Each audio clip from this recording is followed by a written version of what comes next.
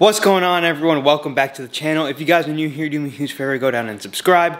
Every single time I talk about driving manual, I always have requests about getting tips for driving in manual, hills, traffic, etc, etc. And today I thought I'd give you guys some tips I've learned with driving manual for about 3 or 4 years now. Manual is fairly easy to drive. It's just something that takes time to get used to, but for the most part, you have to get your feel for it, your own feel for the car, your own feel for how kind of manual operates, but there are definitely some things that I wish I knew before going into driving my first time that would have been helpful. The question is Mustang or BMW today? I'm thinking BMW. Alright, I've pulled the car outside, but let's talk about a couple of manual tips, a couple of things to know, and a couple of things that new drivers might be struggling with. So I think the two hardest parts of driving manual are number one, rolling out of first gear, and number two, downshifting. Downshifting is a little bit more of an advanced technique. I've made a video on downshifting before and a proper kind of tutorial, how to, why to, and all of that, so you guys can check it out up here if you're interested. That's not what I'm going to be talking about in today's video though, because I've already made a video on that before in the past, and it's a little bit more of a thing that deserves its own video. The first thing I want to talk about is hill starts, how to drive and get started on a hill, how to make it easier on yourself. And the second thing, how to drive a little bit in traffic, and then there'll be a couple more points in there as well. Now in driving manual, you're going to stall. That's something that's gonna happen no matter what. You're gonna stall multiple times, and for the most part, it's not gonna do too much damage to your transmission. The first kind of tip I have for people who are getting new into driving manual is don't be discouraged. It takes some time. If you do end up stalling your car a couple of times, it's not the end of the world. But also to take it easy on the car and don't go over your limits, because if you do watch a video that's how to drive manual and you get into it, it's a different experience,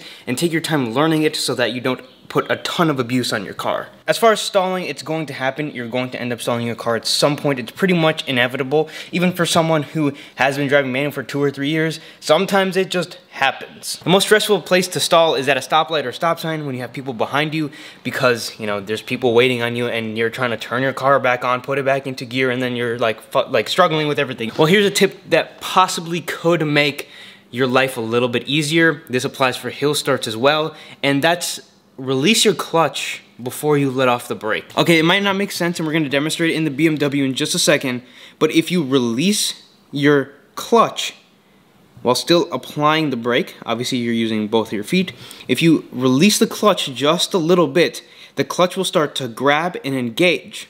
Once the clutch starts to grab and engage, you're not going to roll backwards if you're on a hill, or if you're on a slight incline at a red light or a stop sign, you're not going to end up rolling backwards because the clutch is being engaged and it's starting to already propel the car forward. And then let off the brake and apply gas and then release the clutch fully.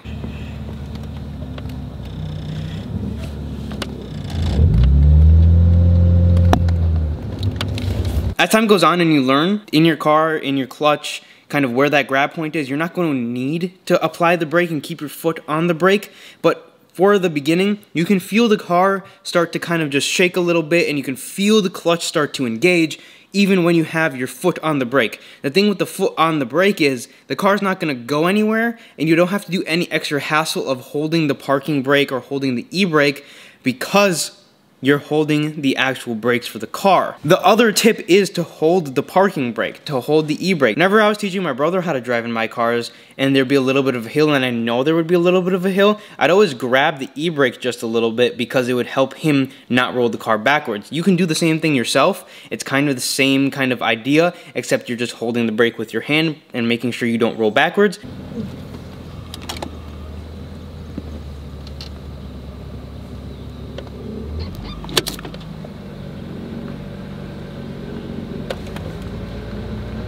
The thing about holding the brake with your hand is you can apply gas while doing it, so it makes it a little easier, but it's also another thing that's going on. To keep it simple, just keep your foot on the brake, put the clutch all the way in, put it into first gear, let out until you feel that clutch grab. Because when the clutch starts to grab, you're not going to roll backwards, and then apply gas and release the clutch further.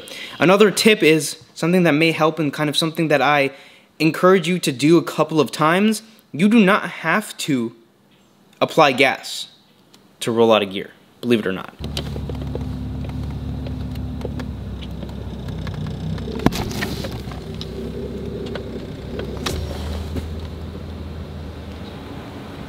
So if you put the clutch in, first gear and roll off the clutch without applying any gas, if you do it correctly, you do not have to apply any gas whatsoever. And that's kind of something I think you should do to get a feel of the clutch and to feel where it grabs and to feel kind of how it grabs. It's a really good kind of exercise, especially when you're first driving, because when you are first driving, you don't really know where that clutch is going to grab. You don't know how it feels, and then not applying any gas and having to worry about that kind of helps. I do it in a parking lot where it's empty, it's open, and it's flat. However, I wouldn't do it in traffic because you're going to be holding the people behind you. The reason you use a little bit of gas is to just make that transition a little faster and a little bit more smooth. But once again, you do not have to use any gas in pretty much every single car. It's not necessarily 100% great for the transmission, but if you do it a couple times to get a feel for it, it's not the end of the world. Hopefully that makes your hill starts a little bit easier, having your foot on that brake to not make yourself roll backwards, and grabbing the clutch, because once again, if you release a little bit, it's going to start rolling the car forward, and then while it's rolling forward, then you apply a little bit of gas, and you never roll backwards in a car. That's the easiest way to do hill starts, I think, and I hope that tip helps some of you guys. There's a couple of different tips in there, things you could do to make your life a little bit easier when you're learning. My second bigger tip is about driving in traffic. So, first of all, the easiest thing to do in a manual transmission isn't to go first gear, second gear, first gear, second gear, first gear, second gear. Give space for the car in front of you. It's as simple as that. Give proper space, kind of just roll in first gear, and then if you see the car coming to a stop, you just slow down and come to a stop. There's no need to speed up to 30, 40 miles an hour if they're going to come to a dead stop anyways. You know, just roll 15, 20 miles per hour, keep your distance behind them, and it's as simple as that. Like, honestly, as simple as that. That's how to drive manual in traffic. Just give a little bit of space, because the guy in front of you is going to stop at the same place he's going to stop. You going faster and stopping faster isn't really going to affect anything, and if you keep rolling, that's kind of the most ideal thing to do. Now, it does depend on what traffic you're in, what speeds you're going, and whatnot, but for the most part, that's kind of how I handle traffic. I kind of just leave maybe a little bit of an extra car length, an extra half a car length in front of me, just to be able to kind of roll a little bit and to keep the car moving. And that's the kind of the easiest way to do it, and the easiest way that I found to do it, and what a lot of people also do. There isn't a need to give no car lengths in front of you. You're supposed to be a car length away anyways, or 2 to 3 car lengths away anyways in most cases, so you might as well just give, 1 to 2 car lengths and just roll and use that as your own space. The one disadvantage of that, I guess, is people coming in front of you, but it's also not the end of the world. The next tip I'm going to give you guys is try to use the same car.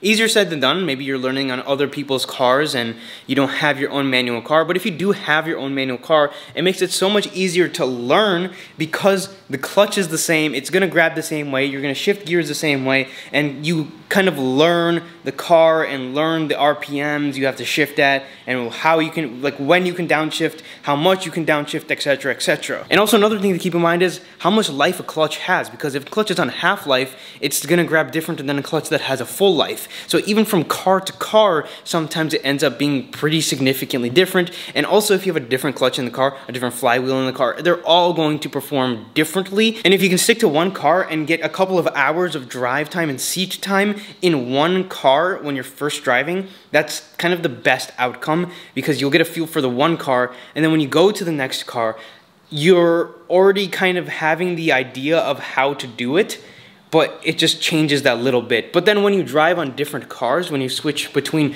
one car to the next, and you only had maybe an hour of drive time and seat time in one car, maybe you had 10 minutes of seat time in one car, and you go to the next car, you're kind of like restarting the whole process of learning where the clutch is grabbing. I was fortunate enough to have one singular car that I was able to put a couple 100 miles on, which was the BMW, and then I transitioned to another car that was easier to drive. That BMW is very, very hard to drive, and luckily it needed a new clutch kind of as we bought it, so I wasn't really feeling too bad about burning through the clutch a little bit, but it's an extremely hard car to drive. Now I step into other cars, learning off of that one, and I can pretty much drive all of them. The last tip I kind of want to throw in here is something I mentioned a little bit before, and is to not go over your limit.